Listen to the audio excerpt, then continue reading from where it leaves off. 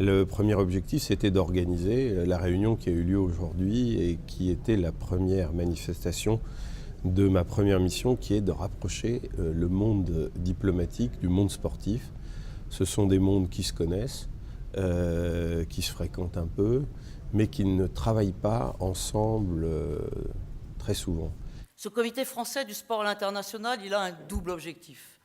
À la fois rassembler les forces vives du sport français, du monde de l'entreprise, des fédérations, des différents ministères, et nôtres, cher Laurent, mais aussi le commerce extérieur, mais aussi le tourisme, et donner au mouvement sportif français les moyens d'être l'interlocuteur unique, légitime, incontestable du mouvement sportif international. La première mission qui m'a été donnée dans la lettre de mission, c'est de faire connaître à l'étranger l'attractivité de la France pour organiser des grands événements sportifs internationaux. L'une des échéances à venir aujourd'hui, c'est retrouver le standard des niveaux internationaux de nos événements pour toutes les fédérations. Il ne s'agit pas simplement de quelques-unes. On connaît le football, on connaît le rugby, on connaît l'athlétisme, on sait que certaines fédérations sont mieux outillées que d'autres. L'important, c'est aujourd'hui rendre l'ensemble du mouvement sportif à la hauteur des performances que chacune des fédérations internationales attend d'un événement organisé en France.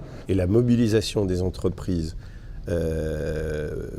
peut être utilisée pour accroître l'influence française. La mobilisation des ambassades peut être utilisée à la fois, comme le souhaite le ministre, pour la diplomatie économique avec les entreprises. Nous avons identifié 4 segments porteurs pour les entreprises françaises. Le premier, c'est tout ce qui est autour de la ville durable. Le second concerne la sécurité des événements sportifs. Le troisième concerne l'événementiel. Et le quatrième, c'est la sous-traitance des grands groupes en matière d'équipement. Et nous avons identifié 27 entreprises qui, déjà, commencent à travailler. Nous les avons présentées au BECOC, qui est l'organisme de coordination, ainsi qu'aux différents ministères en charge des appels d'offres. C'est aussi saisir les événements sportifs pour mieux faire connaître la France et faire venir des touristes japonais en France. L'exemple, c'est le Tour de France.